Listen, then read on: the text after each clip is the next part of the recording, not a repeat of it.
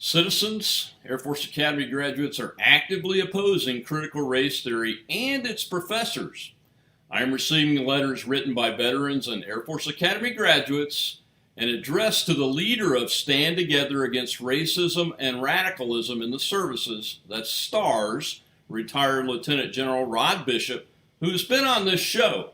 I'm going to read some of the letters over the next few weeks on air so that you, America's citizens, can know that we who love America and fight communists continue to fight for your freedom.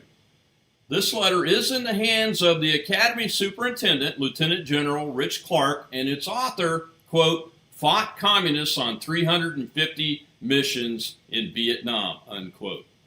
Key information has been removed from the letter to protect the author's identity, as they are currently an Academy Liaison Officer, or an ALO, and want to keep doing it for a few more years. Here goes. General Bishop, I'm a good friend of Mike Rose, a XX year grad, and founder and president for XX years of the XXXX chapter of the Association of Graduates, that's AOG. No one will take my place. I am also in my XX year as an ALO and have been a strong supporter of the Air Force Academy and the Air Force ever since I graduated. In fact, I have put together 3 large air shows just to promote both to students in XXX, and I hold annual dinners for potential candidates. But frankly, I'm more than dismayed at the Marxist teachings that are being promoted by the senior Air Force leadership. Not that it matters for the argument at hand, but this is all very personal to me. My family has fought in every major war since at least the Civil War. I was fortunate to have a dad in the Navy and 3 stepdads in the Army and Air Corps. My dad died when I was 5, and my mom outlived her other husbands. 13 of my recent extended family served in the military, as did 4 of my 6 kids. And they served 7 deployments collectively in the recent Middle East wars. 1 did not come home.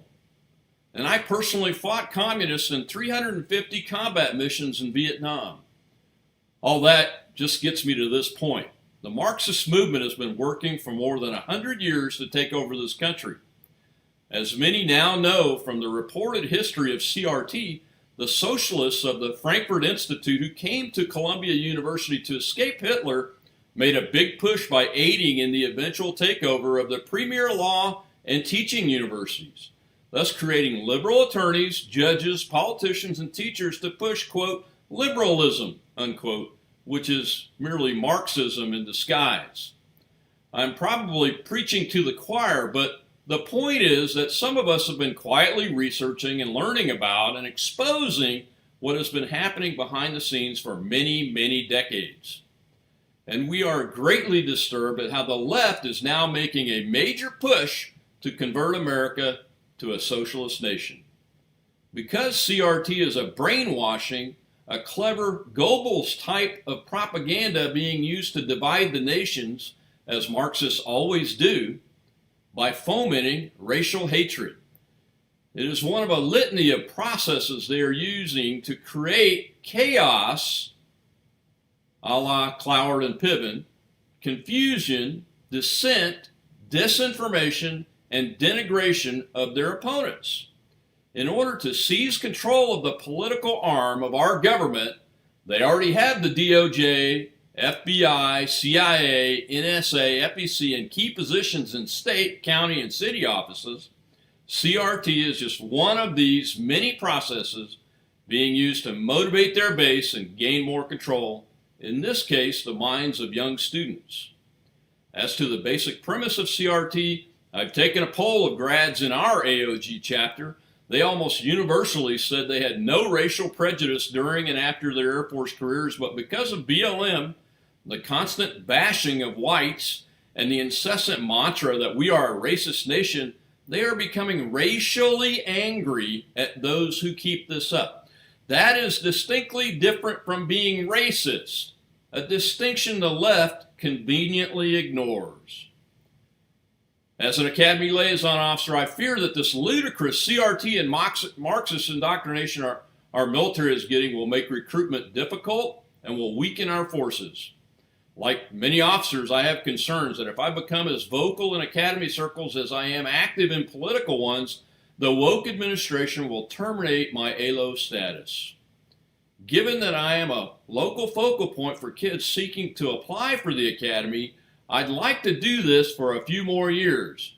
But as the chief and the Air Force chain of command becomes more and more woke, punishing those that speak their own minds, remaining loyal to the Academy and the Air Force under its current leadership is becoming more and more difficult. For what it is worth, you may add my serious concerns about the future of our service and this country to your list of like-minded veterans, especially given that our leaders are either blindly or intentionally professing blatant Marxism as a critical part of military training. Systemic racism today in America is a bold-faced lie.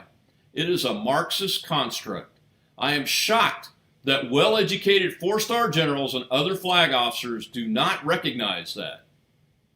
Respectfully, and we left the gentleman's name off of the letter, my friends and fellow citizens, we want you to know that those of us that have carried the mantle for this country in peace and war, have risked our lives, have lost family members and friends to this country's conflicts and wars, are going to keep fighting regardless of the cost.